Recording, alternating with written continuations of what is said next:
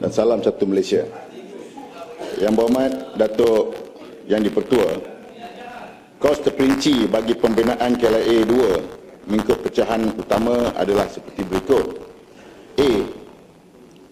Bagi pembinaan terminal, runway dan infrastruktur berkaitan, nilai kontrak yang diberikan oleh pihak MAHB termasuk kos-kos lain seperti pengurusan projek, bayaran perunding, visual docking guidance system, passenger boarding bridge dan projek penswastaan adalah sebanyak dalam 3.38 bilion.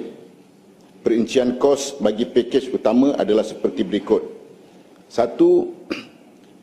Bangunan terminal KLIA 2 yang diberikan kepada UEM / Binapuri Joint Venture dengan nilai kontrak sebanyak 1.14 bilion. 2.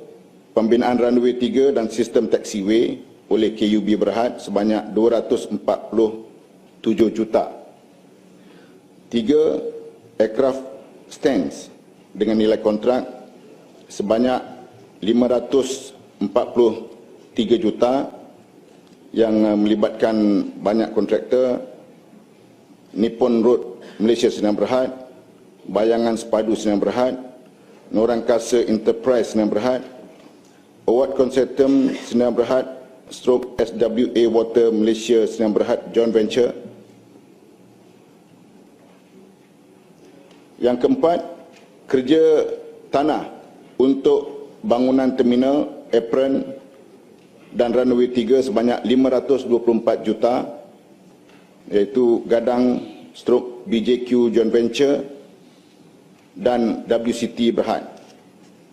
Yang kelima, kos pembinaan infrastruktur dan utility adalah sebanyak 222 juta yang melibatkan beberapa kontraktor: FCY Construction Sdn Bhd, Zita Datapuri Joint Venture, Suhati Sdn Bhd, Master Plan Consulting Sdn Bhd, Pernek Corporation Berhad, Asia Baru Construction Sdn Bhd, DMA Services Sdn Bhd, Empire Kelana Malaysia Sdn Bhd, GTC Global Sdn Bhd, Industronics Berhad, JFA Bina Gemilang, Advanced Jupiter Sdn Bhd, Orinet Sdn Bhd, Deloitte Consulting (SEA Sdn Bhd), IBM Malaysia Sdn Bhd, Perkasa Sutra Sdn Bhd, Sky Network Sdn Bhd. Dan yang keenam, pembinaan parallel taxiway dan runway 2 dan cross taxiway dengan nilai kontrak sebanyak 161 juta, iaitu Intelligent Plus Sdn Bhd, Wira Muhibah Sdn Bhd, Dimensi Teguh Sdn Bhd Joint Venture. Seterusnya, B. Bagi pembinaan aset-aset kerajaan yang berkaitan dengan pengoperasian KLIA 2. Jumlah kos yang ditanggung oleh MHB untuk pembinaan aset-aset kerajaan adalah sebanyak 582 juta. Ini termasuk pembinaan jalan, penyelenggaraan tambahan, pemindahan kerja utility dan bayaran konsultan bagi aset-aset kerajaan. Aset-aset ini termasuk menara kawalan yang baru serta peralatannya berharga 174 juta.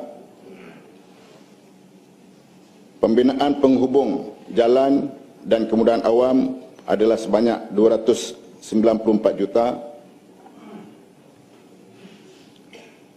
yang melibatkan Eco Works Sdn Bhd, Suhati Sdn Bhd dan TH Teknologi Sdn Bhd. Dan seterusnya 114 juta adalah kos lain-lain termasuk bayaran konsultan. Jadi keseluruhannya adalah 3.962 bilion. Terima kasih. Ya, Bukit Mentajam. Terima kasih Timbalan Menteri atas jawapan yang diberikan. Ikut satu laporan akhbar kenyataan pengurusi jawatan kuasa kira-kira wang awam yang juga yang berhormat Pulai kerosakan di sekitar KLIA 2 amat teruk sekali. Dalam satu laporan media, beliau telah menggambarkan tempat berhenti kapal terbang ataupun the apron taxiway sebagai rosak teruk macam damaged pumpkin, sebuah buah labu yang renyuk. Siapakah yang akan bakal membiayai kos ini dan berapakah kosnya? Dan mengapa kos pembinaan landasan menghubungkan KLIA 1 dan KLIA 2 yang berjumlah 100 juta terpaksa dibiayai oleh kerajaan, sedangkan saya nampak MAHB telah diperuntukkan ataupun telah menggunakan 582 juta tadi untuk pembinaan aset-aset kerajaan termasuk jalan dan perhubungan dalam KLIA 2. Jadi saya nak minta pandangan ataupun jawapan daripada Menteri, terutamanya apabila kos asal telah melambung daripada 2 bilion hinggalah ke 3.96 bilion tadi. Terima kasih.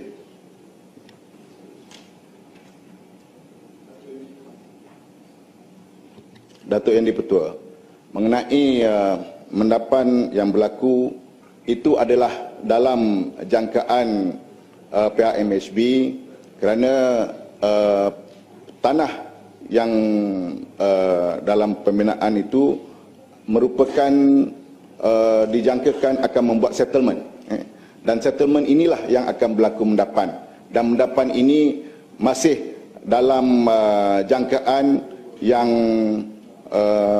dibuat oleh MHB, dan mendapan ini sehingga hari ini mewujudkan masalah yang besar, dan sehingga hari ini segala mendapan dapat diperbaiki dalam tempoh 24 jam, dan penerbangan di KLIA 2 tidak terjejas dengan mendapan yang berlaku kerana ini berlaku hanya di beberapa tempat yang tidak melibatkan keseluruhan KLIA 2. Seterusnya mengenai kos tambahan sambungan 100 juta itu, ianya kerana melibatkan keperluan untuk rakyat. Jadi kalau kita menaiki ERL daripada Kuala Lumpur ke KLIA 2, tiket itu tidak ditambah, tidak ada kenaikan harga. Harga itu ditanggung oleh kerajaan. Kalau dulu dia sampai KLIA, tetapi walaupun dia sampai KLIA 2, tetap harga tiket sama kerana ditanggung oleh kerajaan. Ya. Kelabakan.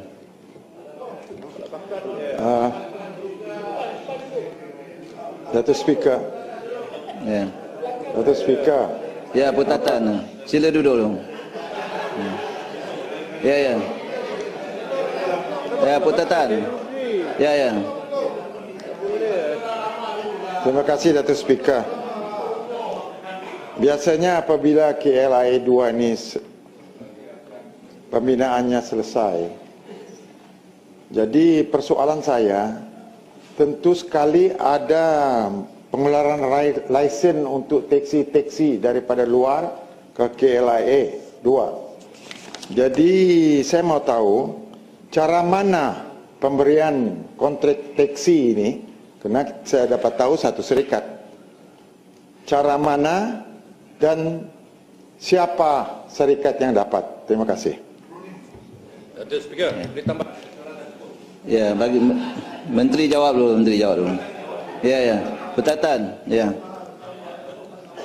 Yang Amat Datuk Speaker, mengenai taksi di KLIA 2, ianya merupakan satu proses pemindahan taksi daripada LCCT, LCCT kepada KLIA 2. Jadi taksi ini adalah diurus di bawah SPAD. Jadi saya akan merujuk kepada SPAD untuk menambah jawapan kepada Yang Berhormat. Ya. Kulim Bandar Baru. Ya. Ya, ya.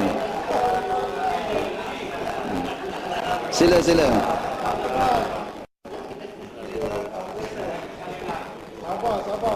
Soalan saya, Menteri, tidakkah KLIA 2 ini kerana kerajaan terlampau bercita-cita besar, mereka satu projek yang cukup besar, tapi dalam masa yang singkat, di mana akhirnya bukan sahaja kerajaan terpaksa membayar dengan harga yang lebih tinggi, tapi persepsi seluruh rakyat Malaysia, projek ini cukup lewat, gagal menepati masa yang dijanjikan, walaupun hari ini kalau kita pergi ke KLIA itu, dia ada besar signboard dia. Airport hybrid yang terbesar dibina dengan harga yang paling rendah. Jadi bagaimana kerajaan hari ini nak membetulkan persepsi, kerana hakikatnya betul. Projek ini adalah projek yang cukup besar, dibina dengan harga yang cukup rendah kalau kita banding dengan semua lapangan-lapangan terbang yang lain. Ini hakikat. Tapi saya kata tadi, bila kerajaan terlampau ambisius, letak harga yang tak manasabah, masa yang tak manasabah, hari ini kerajaan dilihat gagal, padahal ia sebenarnya berjaya. Bagaimana nak yakin kembali kepada rakyat ni? Ya. Sila Menteri. Yang Amat Datuk Speaker, memang apa yang diucapkan oleh Yang Berhormat Kulim Bandar Baru adalah tepat. Sebenarnya KLIA 2 ini merupakan satu pencapaian yang terbaik di dunia dalam soal pembinaan. Kerana kos pembinaan paling murah dalam dunia dengan mengambil kira construction cost per pax, iaitu hanya RM89. Memandangkan berbanding dengan airport-airport di dunia, kalau Suwana Bumi di Bangkok dengan kos 45 million, sama seperti di KLIA 2, kos dia RM333. Dan di Jerman, construction cost per pax RM478, berbanding dengan KLIA RM89. Dan Heathrow Terminal 5 RM717. Dan yang paling mahal sehingga kini, Singapura Terminal 4 RM2,906. Jadi itu dalam soal kos. Dalam soal masa, KLIA juga yang paling cepat dalam dunia, 4 tahun, berbanding dengan Suwana Bumi 4 tahun, 4.75 tahun. Di Jerman hari ini, Willy Brandt International Airport di Berlin sampai hari ini dah hampir 7 tahun tak siap-siap lagi. Dan di Heathrow Terminal 5 pun mengambil masa hampir 6 tahun. Dan Doha 6 tahun setengah. Dan Hong Kong International Airport 6 tahun. Jadi bermakna Malaysia membuat pencapaian yang terbaik di dunia dalam pembinaan airport antarabangsa. Malaysia boleh.